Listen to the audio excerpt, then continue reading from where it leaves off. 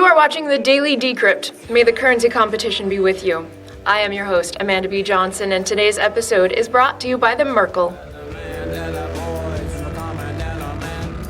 So you want to be a playa. So you want to exchange one cryptocurrency for another. Well, luckily for you, in this new land of opportunity, that's pretty easy to do. So there are two ways to do it. First, with an exchange with which you make an account. And second, an exchange with which you don't make an account. I'm going to show you both, so saddle up, partner. So the first type, the one where you make an account. This is the kind you would want to go with if you want to do fancy things like set, buy, limit, sell orders, or I don't even know what the terms mean. Basically, if you want a bunch of fancy tools with which you can say, hey, if something ever reaches this price, buy it, or if it falls to this price, sell it, you'll want to use one of these types of exchanges. Now, personally, I have used two exchanges that require me to create an account. The first one is Poloniex, and the second one is BTER.com. BTER.com is scammy as shit, so stay away from them, and I'll tell you how to use Poloniex. First, visit Poloniex.com, where you can, yes, create an account using your email address and creating a password. They'll send you a verification email, which you will click on, and you are ready to log in and begin. Click Balances, and from the drop-down menu, select Transfer Balances. You'll be taken to terms and conditions, which you can peruse at your leisure and agree or disagree to, although you probably can't trade if you don't agree to them. And once you've gone through them, click Submit.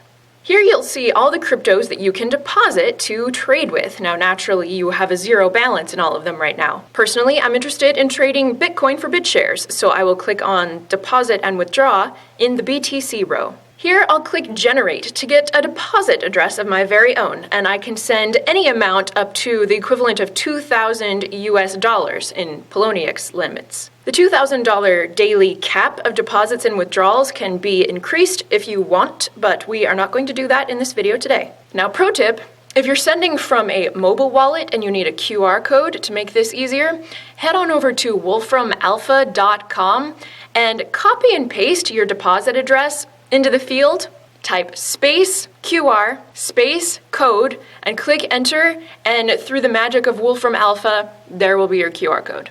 And send that transaction. I'm sending about $50 worth of Bitcoin today. Once you've sent your transaction, return to the top of the page, click Balances, and select Deposit History from the drop-down menu. Here we can watch for our pending confirmations on our deposit, and getting confirmations will be a prerequisite to begin trading. Now, in my case, it took a few minutes for my deposit to even show up in this section, so give it some time before you freak. Once the necessary number of confirmations comes in the case of Bitcoin, it's just one, the status will change from pending to complete, and you're ready to trade. Head back to the top of the page, click the leftmost tab called Exchange. Find your desired market on the right. It's Bitcoin in my case, so I'll click the crypto underneath Bitcoin that I'd like to trade for it, which is BitShares in my case. I scroll down a bit to see the Buy BitShares box, and I'm shown how much Bitcoin I have to trade with and the current best price on the market for the trading pair. If you'd like to trade your whole balance and the current best price listed is acceptable to you, yes and yes in my case, simply click your full balance and the fields below will be auto-populated. Poloniex takes a 0.2% commission on every trade, which will automatically be calculated in, and then click Buy.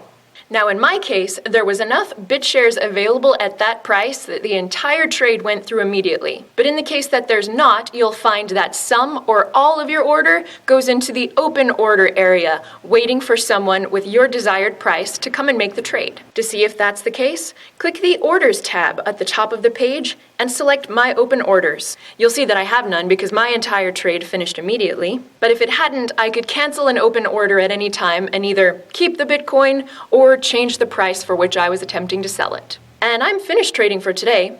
I head back to the Balances menu, see my transfer balances, and click that I would like to deposit or withdraw the BitShares. If you'd like to withdraw the full balance as I do, just click right on the number. The BitShares network transaction fee is automatically deducted. That's another nice feature.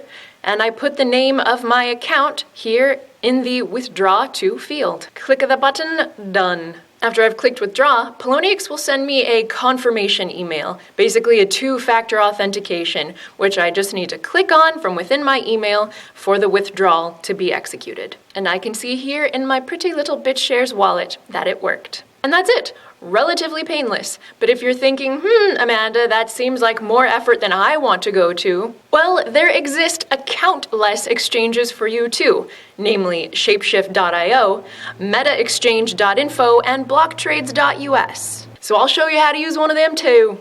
Navigate on over to Shapeshift.io, and if you watch this video anytime in the near future, it's probably going to still say click here to try the beta version. Let's do that. First, choose the coin you'd like to make a deposit in my case, Bitcoin again, and choose the coin that you would like to take back out.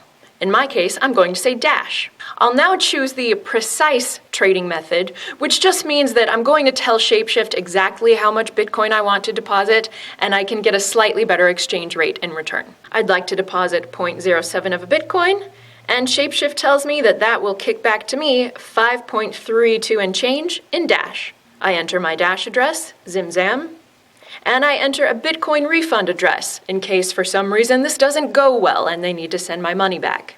I agree to the terms and click Start Transaction. Shapeshift now tells me that I have just under 10 minutes to send that 0.07 of a Bitcoin to the address listed here.